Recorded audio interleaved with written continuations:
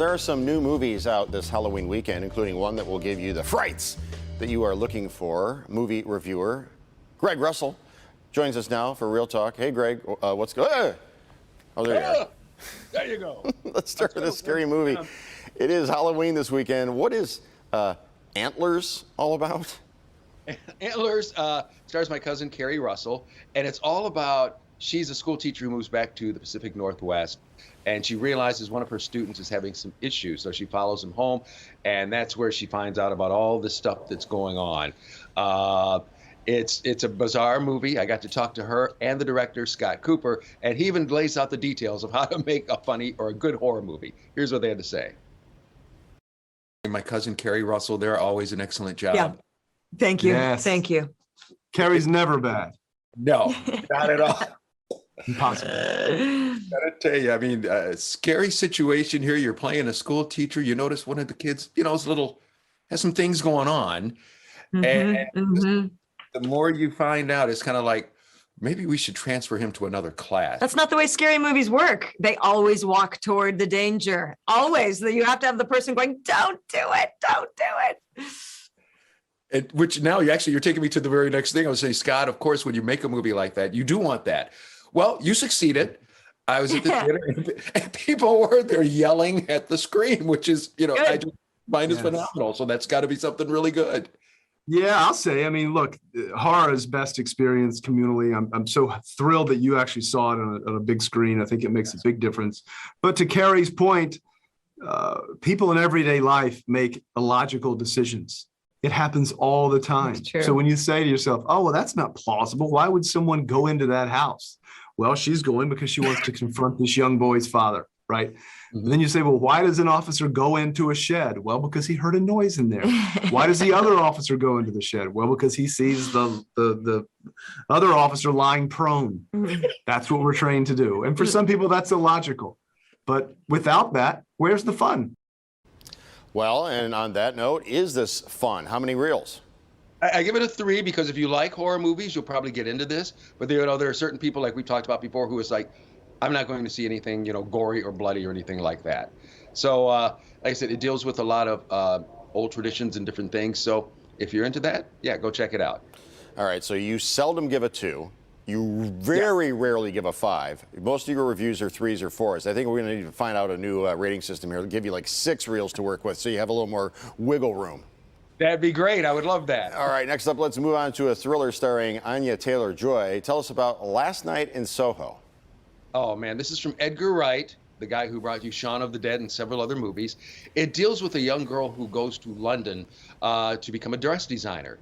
All of a sudden, though, she starts having these weird dreams. I mean, she's living in modern time, but she has these weird dreams where when she looks in the mirror, she's back in the 60s, and she is portrayed by Anya Taylor-Joy.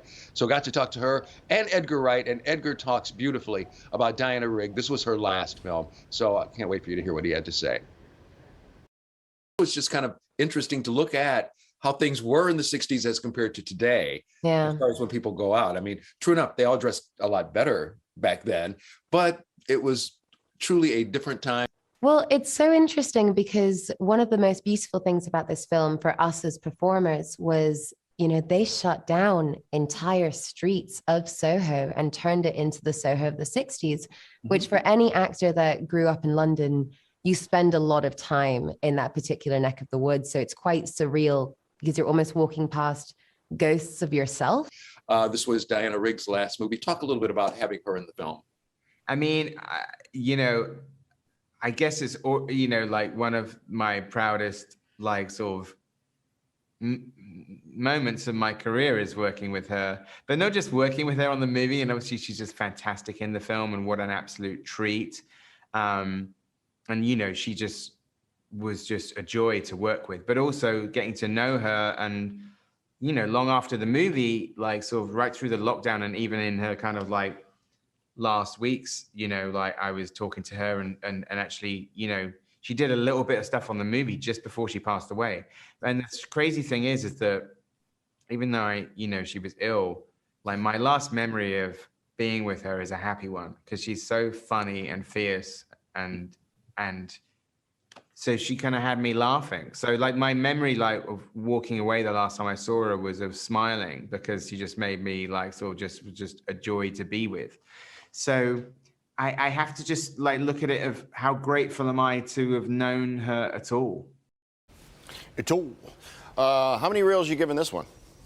4 for this one, and I think you'll like it too, especially with the cars in this movie, and also the fancy dressing from the 60s. Yeah, Anya Taylor-Joy looking like one of the fembots from Austin Powers. Yes, please.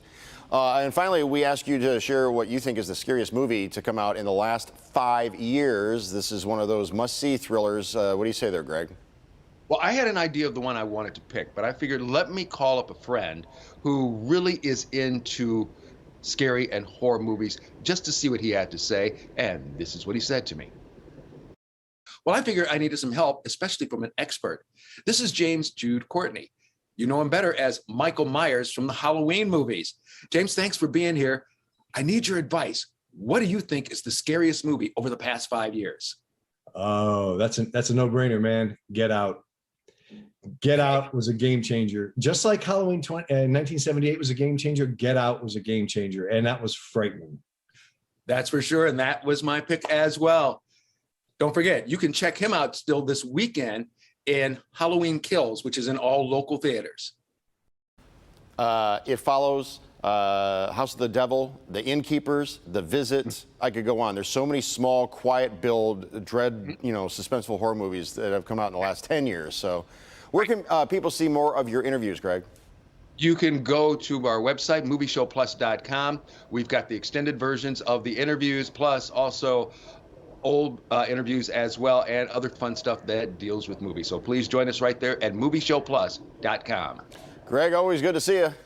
Always great seeing you. Happy Halloween to you and Tati and everybody else. You as well. Go green.